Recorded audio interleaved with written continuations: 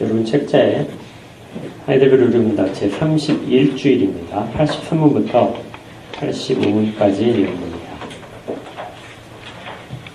제31주일 83문부터 85문까지 제가 질문을 읽고 한번 같이 읽으면서 85문까지 하겠습니다. 83문, 천국의 열쇠는 무엇입니까?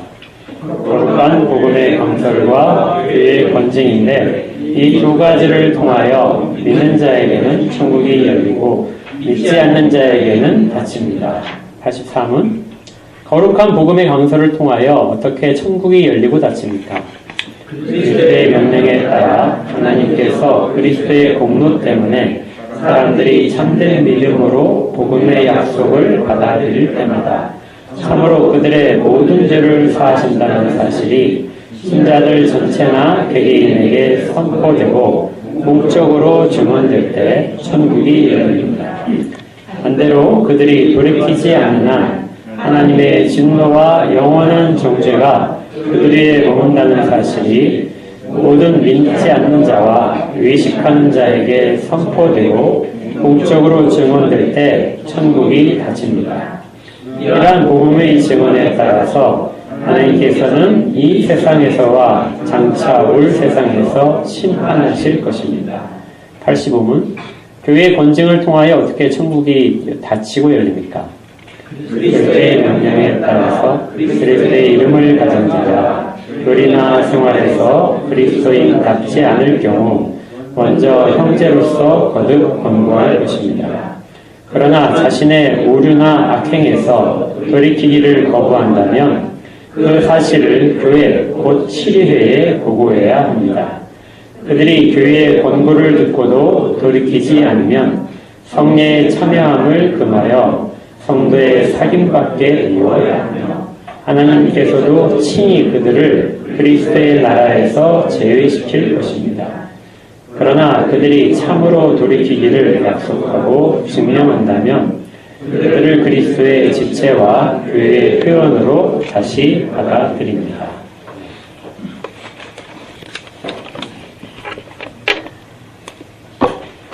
자, 오늘은 그 천국의 열쇠에 대해서 살피는 부분입니다. 천국의 열쇠에 대해서는 굉장히 좀 다양한 이해들을 가지고 있고 의외로 부정적인 시각들이 많습니다. 그래서 아예 천국의 열쇠라는 것을 논의를 하지 않으려고 하고 또 그것을 부정하는 분들도 꽤 많이 있습니다. 일단 열쇠라는 그 단어를 보게 되면요, 열쇠라는 것은 이제 그 주님께서 말씀하신 것처럼 당시의 사람들은 지금도 그렇고요, 어떤 열쇠를 맡긴다, 이 말은 그 열쇠가 해당하는 그 부분에 대한 권위를, 모든 입출입을 담당하는 이런 것들에 대한 것들을 할 수 있게 만든다 하는 권위에 대한 문제를 가지고 있습니다. 그리고 이 열쇠를 가진 사람이 그걸 열을 때 거기에 대한 것을 마음껏 사용할 수 있도록 되어 있다 하는 이제 그런 취지를 가지고 있는 것이죠. 그런데 이제 천국의 열쇠라고 되어 있거든요. 천국의 열쇠라고 한다면은, 그렇다면 천국을 열고 닫을 수 있다, 이 말이 되잖아요. 그리고 천국을 열고 닫는 권세가 이 열쇠를 받은 사람에게 있다, 이렇게 이해를 할 수 있게 됩니다.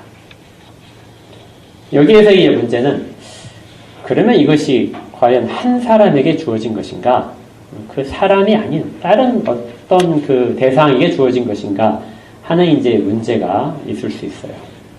또 천국이라는 것이 우리가 알고 있듯이 천국에 간다, 이 말은 만약에 천국문을 누가 열어줬어요, 그러면 이제 천국에 간다는 얘기잖아요.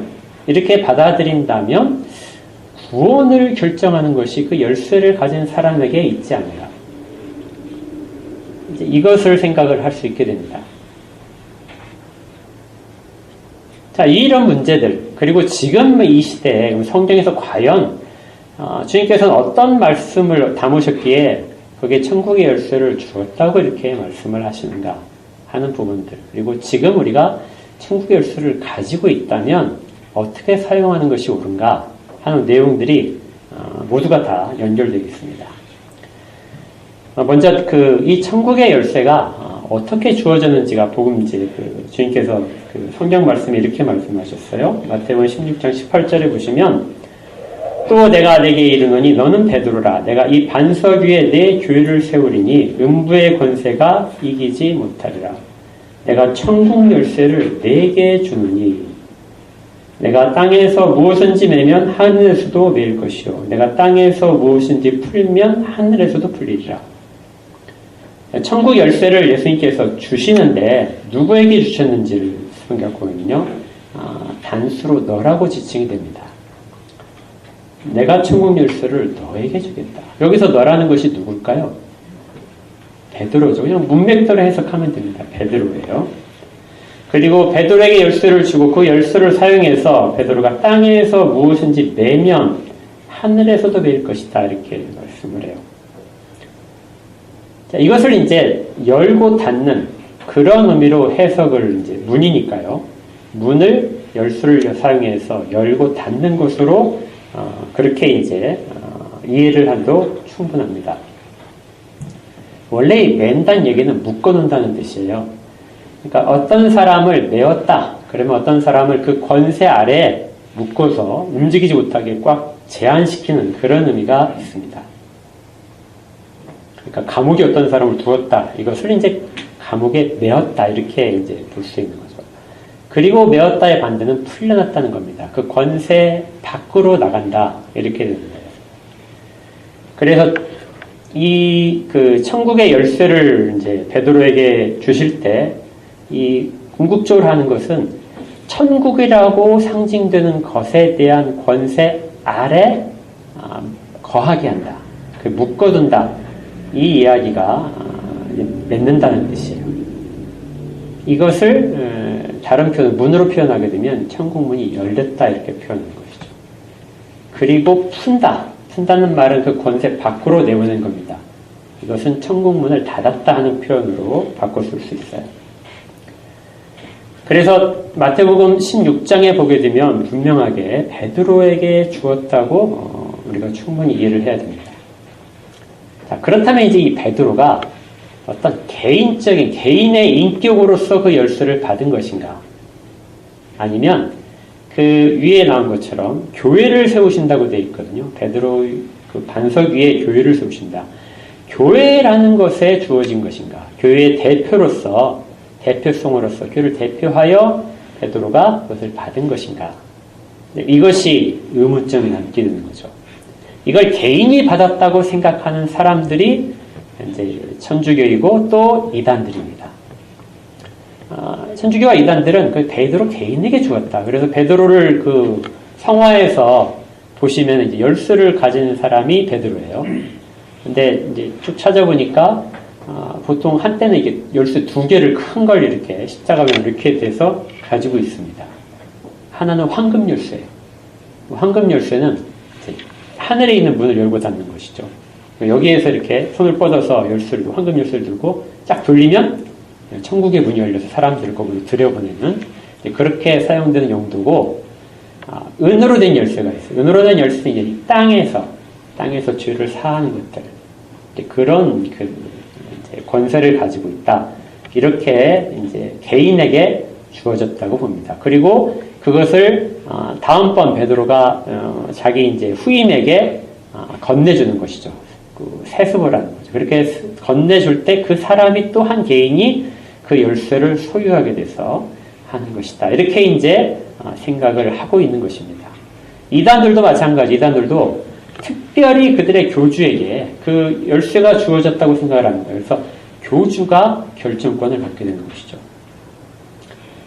그리고 이제 그러면서 가장 나쁜 경우가 되는데, 한 사람에게 주어졌는데 그 사람이 천국의 문을 여는 것은 구원을 결정하는 것이다. 그러니까 그 사람이 선포를 하게 되면 그 사람은 구원을 받는 것이고, 그 사람이 넌 안 된다 이렇게 하게 되면 구원받지 못하는, 구원의 결정권이 이 천국의 열쇠다. 이렇게 해석하는 것은 가장 나쁘게 이제 모든 것을 가장 최악으로 가져간 그런 결과입니다. 그래서 이제 그 중세 때 이런 생각이 종교개혁 이전에 굉장히 이제 팽배했던 거죠. 종교개혁은 이것이 잘못됐다고, 성경에 대한 이해가 부족하다고 이렇게 이제 지적을 했습니다. 왜 그러냐면 마태복음 16장을 보시면 그렇게 베드로에게 개인으로 주었다는데 베드로 개인의 인격인지 아니면 교회라는 교회의 인격에 주신 것, 대표성으로서 베드로가 받았는지가 이제 궁금한데, 아까 읽었던 18장으로 가시면 이제 답이 나와 있어요. 18장에 가시면, 자, 어떤 사람에 대해서, 그를 이제 죄를 범했을 경우에 어떻게 할 거냐 하는 이제 구체적인 내용이 나옵니다. 그러면서 18절에 보시면, 마태복음 18장 18절에 진실로 너희에게 이르노니 무엇이든지 너희가 땅에서 매면 하늘에서도 맬 것이요 무엇인지 땅에서 풀면 하늘에서도 풀리리라. 이 18장 18절은 16장 19절과 동일한 내용을 가지고 있습니다. 근데 아까 16장 19절에서는 뭐라고 했죠? 너에게 이렇게 돼 있잖아요. 그런데 네가 무엇을 하게 되면 땅에서 매면 이렇게 되어 있는데 18장에 가게 되면 18절에 너희가 땅에서 매면 하늘에서 될 것이요 너희는 복수를 나타냅니다. 그러니까 우리가 16장에서 가졌던 의문, 개인의 인격에 주었는지 아니면 교회라는 대표성으로서의 베드로에게 주셨는지 이렇게 했을 때 18장에 가게 되면 이제 답이 나오는 것이죠. 그 답은 개인의 인격이 아니라 복수로서의 교회에 주신 것으로 그렇게 보아야 옳다. 이렇게 우리는 이제 알 수 있게 됩니다. 그리고 또 요한복음에 보게 되면 역시 마찬가지예요. 요한복음 20장 23절에 너희가 누구의 주든지 사하면, 자, 여기 너희도 단수가 아니라 복수입니다. 그러니까 한 개인이 열서를 사용해서 죄를 선포하고 죄를 사면하는 그런 용도로서가 아니라 너희라는 교회에 주어진 것, 죄를 사하고 죄 가운데 그대로 방치해두게 하는 이러한 것들은 교회에 주신 하나님이 주신 예수 그리스도에게 주신 권위다 이렇게 보는 것이 이런 것이죠. 결과적으로 천국의 열쇠는 개인이 받은 것이 아니라 어디가 받았어요? 교회가 받았다. 이렇게 꼭 기억을 하셔야 됩니다. 자, 그렇다면 이제 또 다른 의문이 나는데요. 그렇다면 이 교회에서 결정을 하게 되면 여기 이제 구원의 이제 결정권이라고 생각을 하게 되면 천국의 문이 열리는 것이 구원을 결정하는 것이라면 교회가 그럼 그 권한을 갖고 있다는 말이냐? 그래서 교회가 결정을 해서 저 사람은 구원받지 못한다. 이게 중세 때 로만 카톨릭은 그렇게 한 거예요.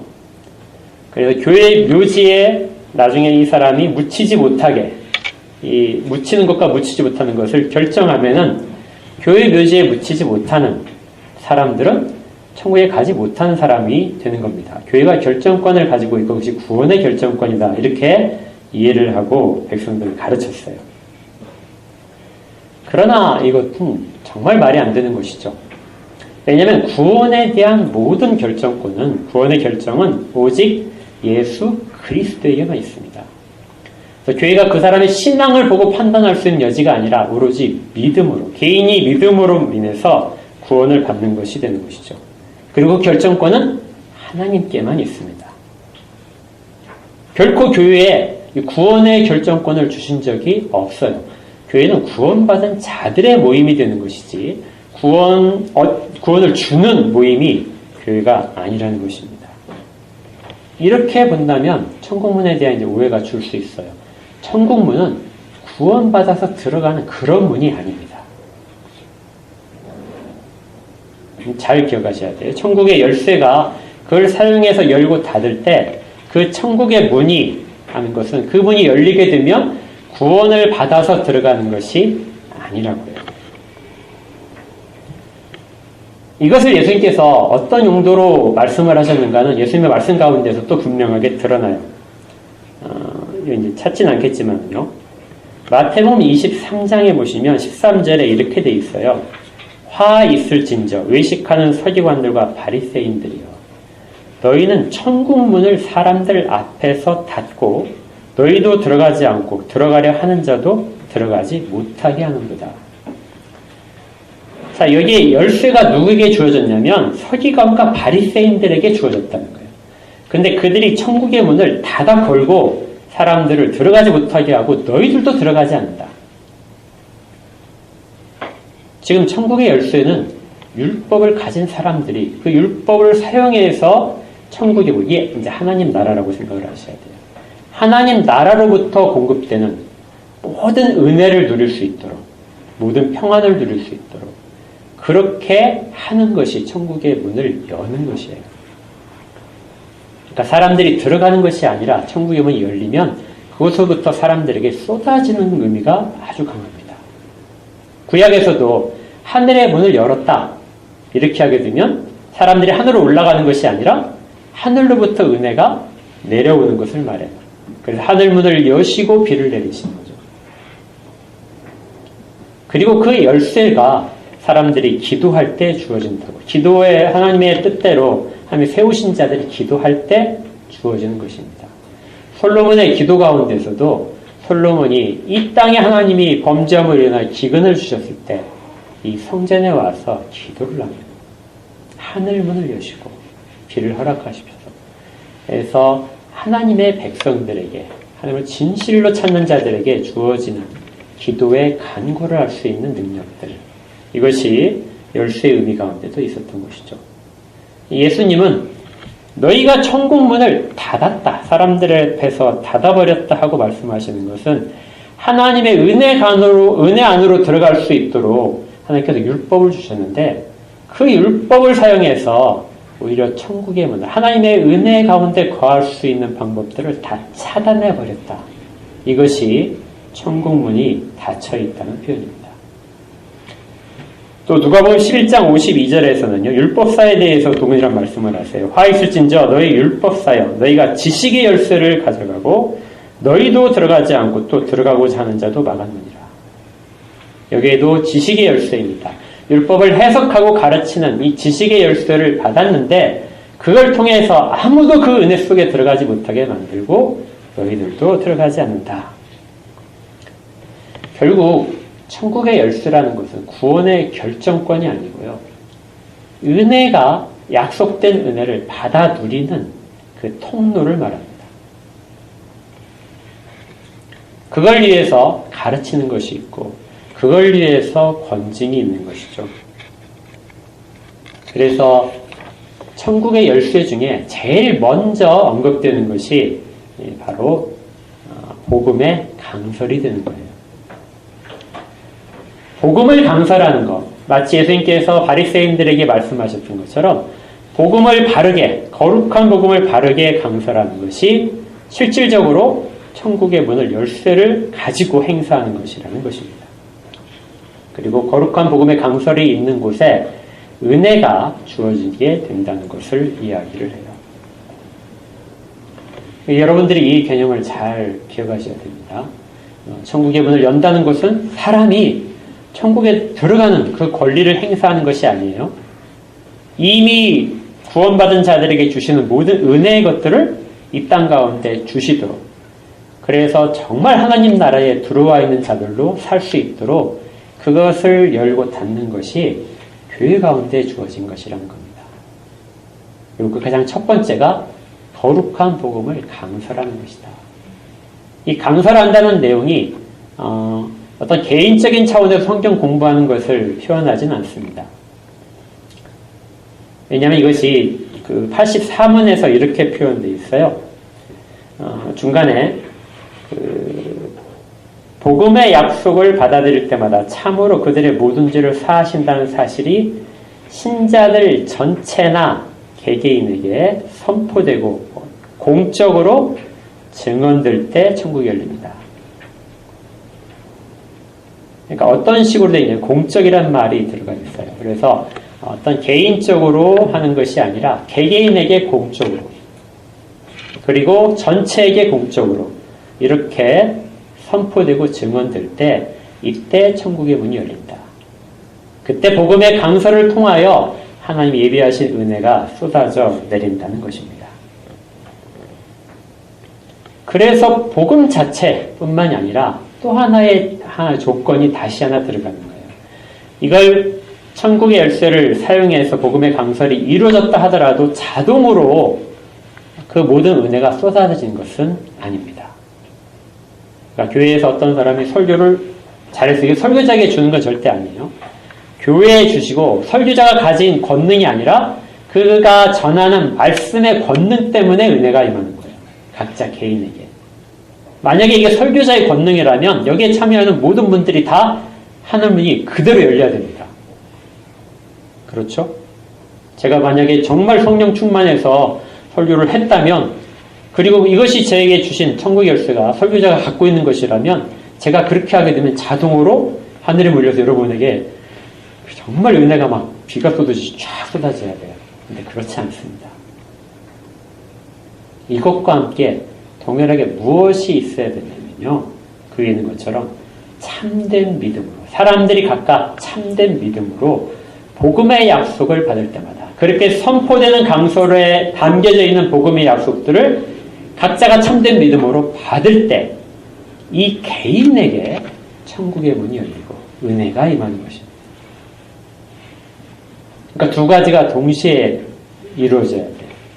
하나는 복음이, 정말 거룩한 복음이 바르게 강조될 때, 그리고 그것들을 참으로 사람들이 참 믿음으로 자신의 것으로, 그 약속들을 자신의 것으로 받을 때 비로소 천국의 문이 열리게 되는 것입니다. 이것은 사람들이 정한 것이 아니에요. 오직 그리스도의 명령에 따라서 행해질 뿐입니다. 아까 마태복음 16장과 18장과 요한복음 20장을 봤듯이 주님께서 하신 명령에 따라서 그렇게 되는 것을 믿어야 돼요. 또 사람들이 어떤 자기들의 행위로서 나타나는 것이 아니라 83번의 두 번째 답에 있는 것처럼 하나님께서 그리스도의 공로 때문에 실시하는 것입니다. 그것들이 전제가 되어 있어야 되고, 그 공로 때문에 되기 때문에 그걸 바르게 전해야 되고, 참된 믿음으로 그 안에서 바르게 소망을 하며 받아야 실제로 천국의 문이 열리는 그러한 은혜를 누릴 수 있게 되는 거예요. 반대로 이건 또 다치게 됩니다. 어느 경우에 다치냐면 반대로 그들이 돌이키지 않는 한, 만약에 어떤 사람들이 자기는 그리스도인이다 이렇게 이야기를 하고 있어요. 그런데 행위로서 전혀 나타나지 않는 일들, 또 교리상으로 잘못된 복음을 받은 사람들, 그들이 돌이키지 않는 한 그런 자들에게 임할 하나님의 진노를, 그리고 영원한 정죄를 선포할 때, 그때 그들에게 천국의 문이 닫혀 있게 된다는 것이죠. 이것은 참된 믿음을 가진 사람에게 해당되는 내용이 아닙니다. 그 사람들에게는 각자가 다 천국의 문이 열린 상태로 있고, 어떤 사람들에게 정말 하나님의 진노에 대해서, 잘못된 복음을 이해한 사람들에 대해서 정죄를 하고 그들에게 임할 심판의 위중함을 선포할 때마다, 그런데 그들이 회개를 하면 천국 문이 닫히지 않아요. 근데 그들이 거기에 대해서 나는 아무 관계가 없다, 거기에 대해서 정말 아무것도 회개치 않는다면 그때 이 말씀 강서를 통하여 천국의 문이 닫힌다는 것입니다. 천국의 문이 닫히게 되면 이 사람은 어떠한 은혜도 주님으로부터 받을 수 없게 되는 것이죠.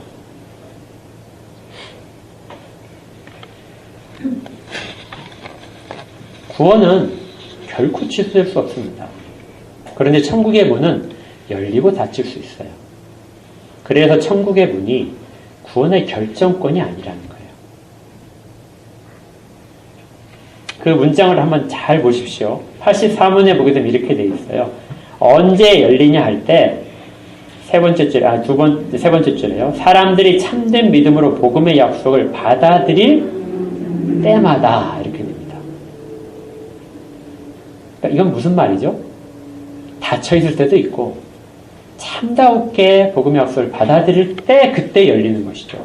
또 밑에처럼 그렇게 좀 자기의 그 어떤 신앙생활이 좀 나태해지거나 했을 때는 또 닫힐 수 있어요.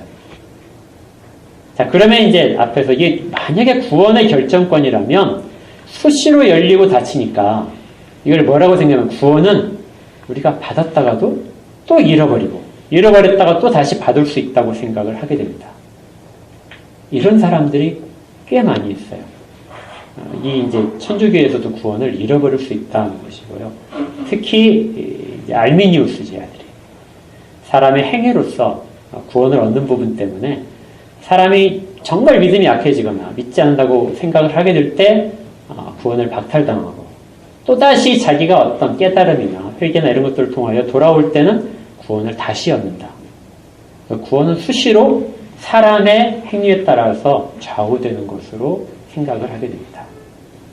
그러니까 구원의 결정권이라는 것을 천국문과 동일하게 보는 사람들은 여러 가지로 오류를 범하게 돼요. 이 천국의 문은 구원의 결정권은 결코 아닙니다.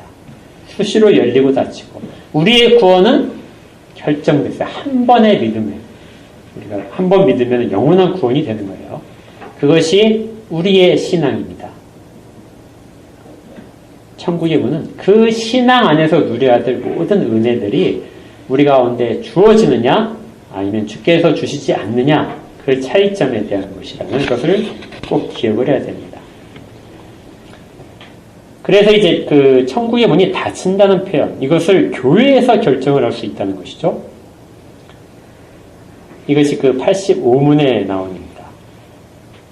교회의 건증을 통하여 어떻게 천국이 닫히고 열립니까? 천국의 열쇠는 교회에 주어졌다고 했고 이 문을 열고 닫는 때 언제 교회가 그것을 행할 때 열리고 닫힙니까? 이렇게 돼 있어요. 답은 그리스도의 명령에 따라 그리스도의 이름을 가진 자가 교리나 생활에서 그리스도인답지 않을 경우 먼저 형제로서 거듭 권고할 것입니다. 이제 이 권증을 사용하는 절차가 나옵니다. 어떻게 은혜가 그 사람에게 정말 차단될 수 있느냐? 자기가 그 어떤 교회를 통하여 구원받는 것이 아니라 자기의 믿음을 통하여 구원을 받는다면 그 은혜가 늘상 있어야 될 텐데 어떻게 교회가 그걸 차단할 수 있느냐 하고 물어보는 거예요. 자, 먼저 순서대로 교회는 어떤 형제의 그 잘못에 대하여 권고를 하게 됩니다. 이제 고린도 전서에 있는 말씀을 가지고 온 거예요. 그리고 데살로니가 후서에 있는 말씀입니다. 이때 그 형제에게 개인적으로 찾아가라고 되어 있죠. 마태복음 18장에서도 주께서 이렇게 말씀하셨어요.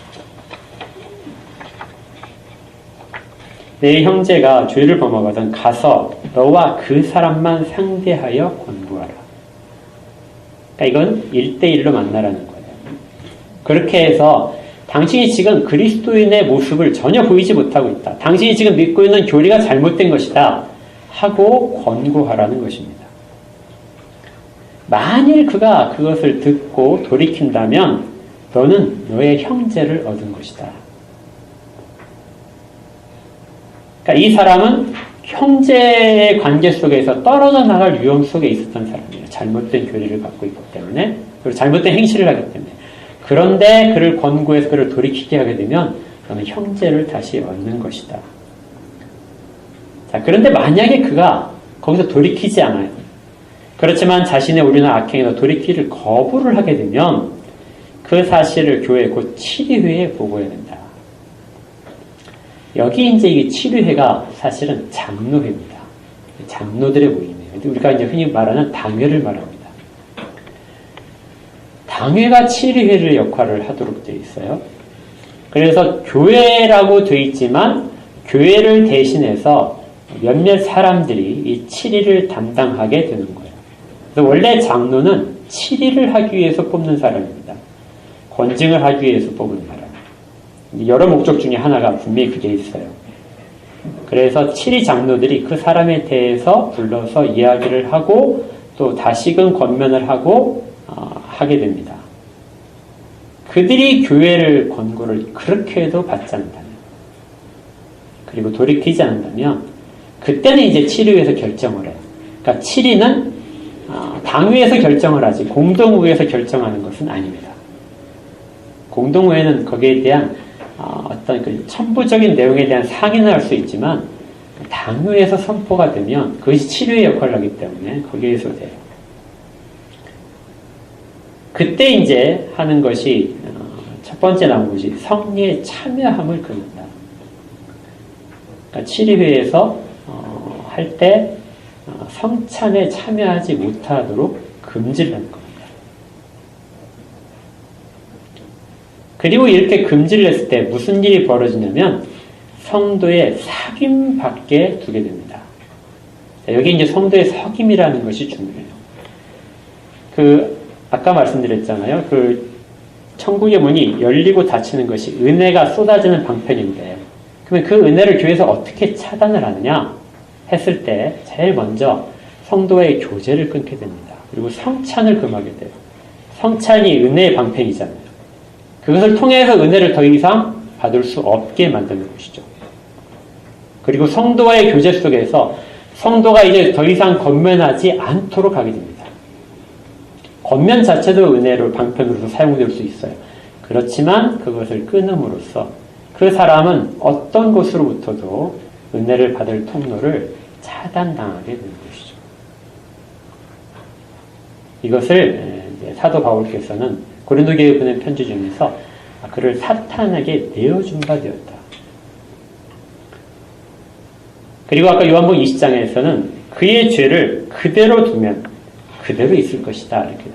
죄인이 있는데 그의 죄가 어떤 사람들이 그에게 계속 권면함으로써 회개의 기회를 계속해서 제공한 것이 아니라 그가 끝끝내 자기의 고집을 버리지 않는다면 그 기회를 차단함으로 말미암아 죄가 그대로 있게 만든다는 겁니다. 그런 사람은 훨씬 더 이제 악화해진 자기의 죄를 훨씬 더 심각하게 만드는 그런 상황 속에 놓이게 돼요. 그리고 분별을 할 수 없을지도 모릅니다. 일시적으로는 그런 일들이 일어날 거예요. 이것을 사도 바울께서 그를 사탄에게 내어줬다. 이렇게 죄가 해결되지 못하고 더 심각한 상황으로 가도록 방치를 시키라는 것이 이 7위 중에 하나가 있습니다. 그리고 완전히 그러면 그 사람은 우리와는 전혀 관계없는 이방인이나 세례같이 보느냐, 세리와 같이 보느냐, 그것이 아니고요. 7위회가 담당할 역할이 있어요. 데살로니가 후서에 보게 되면 그를 아무리 그렇게 권증을 하더라도 그를 형제와 같이 여기라, 여전히 형제와 같이 여기라는 것이 있어요. 그래서 7위를 담당한 장로님이 다른 사람들은 다 교제하면 안 돼요. 그러니까 정말 원칙대로 하자면 누군가가 교회에서 7위를 당해서 제일 심한 건 출교죠. 교회와의 교제가 완전히 끊어지는 걸 말합니다. 그럴 경우에는 어느 누구도 그와 교제를 하면 안 돼요. 어떤 사업적인 것 때문에, 직장 동료이기 때문에 만날 수는 있을지 모르지만 영적인 교제는 전혀 하지 못하도록 순종을 해야 됩니다. 그렇게 하면 완전히 버려둔 것이냐? 그렇지 않아요. 장로들은 그를 주기적으로 만나야 됩니다. 그래서 그의 영혼의 상태가 어떤지, 정말 하나님께서 그에게 긍휼을 베푸셔서 그가 회개하는 마음이 그 가운데 있는지, 이걸 살피는 것을 장로들이 하는 거예요. 그리고 그런 것이 있다고, 그렇게 드디어 이 사람이 자기의 모든 잘못을 인정하고 돌아왔다, 이렇게 했을 때 7회가 다시 열리게 돼요. 그리고 그 사람의 그 모든 이전에 그 죄 있다고 한 그 모든 선언들을 해버리라고 해서 용서를 하게 됩니다. 그래서 교회가 누구의 죄든지 사하면 사해질 것이다. 이 말은 교회가 그를 용서하는 것에 대한 내용이 남아있는 것이죠. 이렇게 해벌된 사람은 이전과는 자기가 이전에 그 부끄러운 모습들 했던 것에 대한 기억조차 하지 않아야 됩니다. 그리고 그 사람이 다시 교제 가운데 들어오고 그 교제 속에서 마치 정말 아무런 잘못을 저지르지 않은 것처럼 그렇게 평소대로 다시 모든 것들이 복원이 되는 거죠. 이것이 7위 가운데 있는 원칙이 됩니다.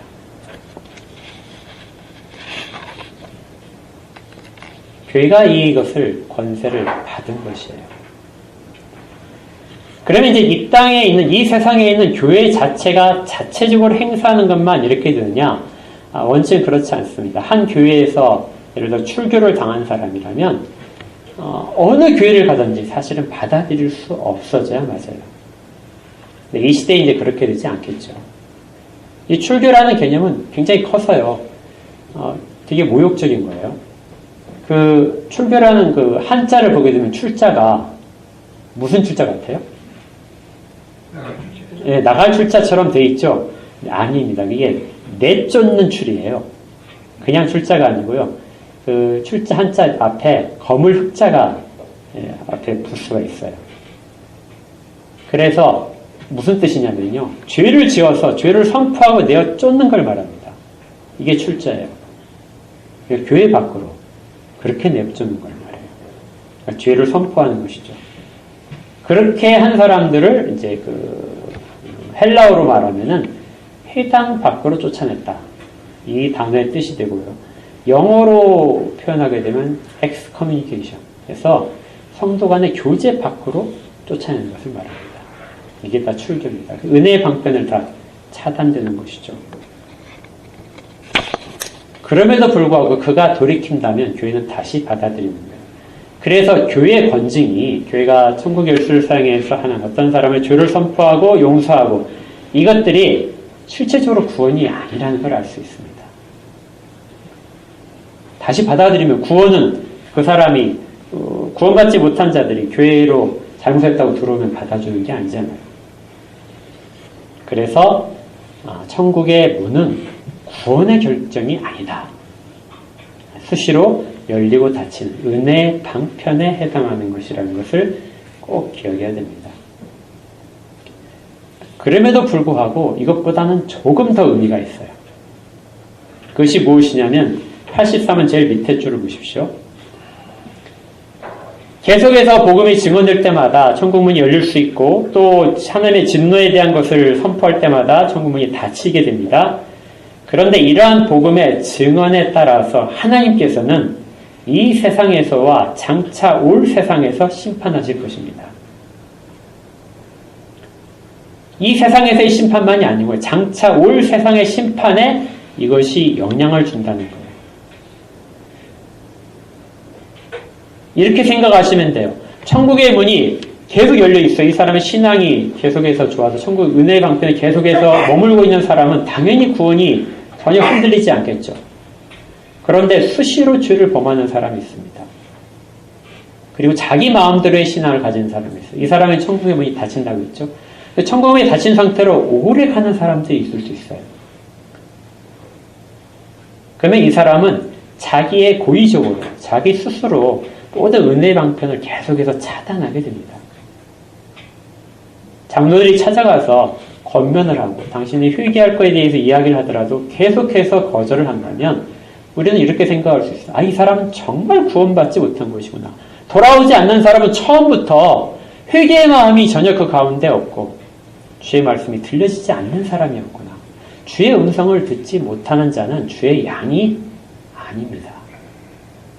그래서 교회의 권징에 대해서 끝까지 거절하는 사람, 그걸 끝까지 무시하는 사람은 장차 올 세상에서도 그가 한 행위대로 그대로 그 가운데, 죄 가운데 머물러 있는 상태로 심판에 있게 될 것이라는 거예요.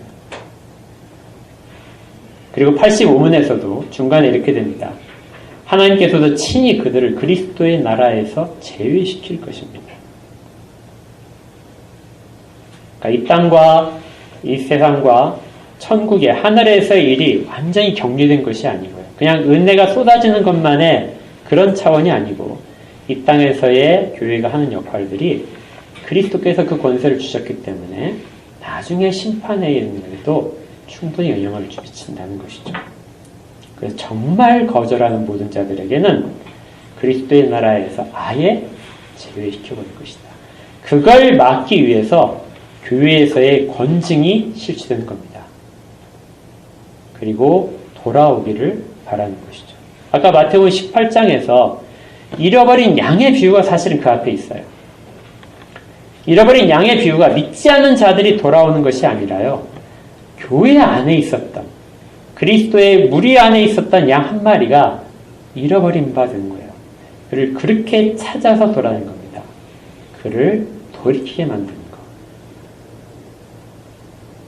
그가 그래서 자기의 잘못을 시인을 하고 은혜를 구하면서 돌아올 때 그때 교회는 그 사람을 인정해 주라는 것이에요. 천국의 열쇠는 이런 것입니다. 그리고 그것은 교회에게 주신 권세이고 교회가 그것을 막으면 권징을 통해서 막으면 실제적으로 은혜가 가지 않는다는 것을 알아야 돼요. 구원받은 자는 은혜가 끊겨지면 생명을 얻은 자가 영생에 들어가 있는 자가 생명의 공급이 끊겨지면 그것은 극심한 불안과 갈급함을 일으키게 마련입니다.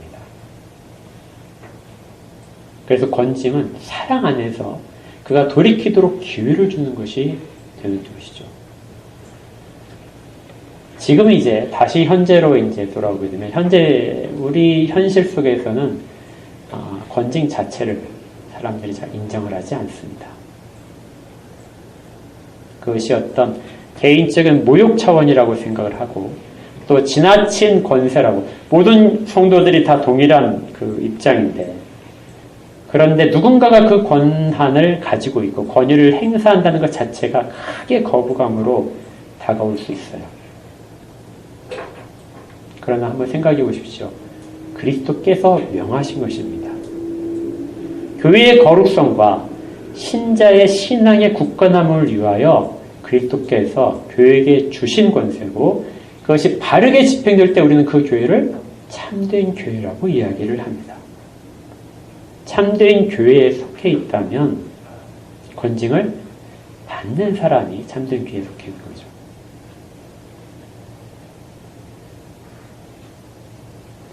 함부로 사용하지는 않습니다. 여러분들도 권징을 받아보신 분들이 별로 없을 거예요. 잘못된 권징은, 불법은 실제로는 효력이 없어요. 주께서 주신 권한에 따라서 정당하게 행사된 것들만이 권징의 효과가 있습니다. 실질적으로 그것이 주께서 명하신 이 83문부터 이루어진 내용이에요. 그래서 먼저 앞에 나오는 것이 무엇이냐면 천국의 열쇠가 거룩한 복음의 강설이었던 것이에요. 거룩한 복음을 그대로 전해주고 그것을 그대로 가르침을 받아서 이해하게 되면 그리고 참된 믿음으로 받은 사람들은 권징까지도 이것과 다르지 않다는 것을 분명히 알게 됩니다. 그리고 오히려 이것은 어떤 반항이라든지 어떤 그 자기에 대한 모욕으로 받지 않고 감사로서 받게 되는 것이죠. 이렇게 권징 다음에 이제 나오는 것이 다음 주에 나오는 것이 이제 진정한 감사입니다. 이런 것들을 통하여 우리는 이제 감사가 무엇인지를 깨닫고 감사의 방법들과 또 그것이 선행으로 이어지게 될 것입니다. 권징이 행해지지 않는 것이 가장 좋은 것이죠. 그러나 권징을 받더라도 권징은 첫 번째 권면부터 시작돼요. 권면도 단 한 번의 권면이 아니라 최소한 3차례 이상의 권면이 주어질 겁니다. 나중에 7일까지도 권면을 먼저 하게 되니까요. 그리고 나서 불가피하게 권징이 실시되는 것을 꼭 기억하십시오. 그만큼 우리에 대한 신앙의 확고함을 보장해주는 것, 우리의 신앙의 거룩성을 유지시켜주는 것이 주님의 관심사입니다. 우리가 이 내용들을 잘 알고 어떤 오해 없이 그렇게 교회 가운데서 모든 은혜의 방편들을 누리시는 우리 모두가 되기를 주의 이름으로 축복합니다. 함께 기도하겠습니다.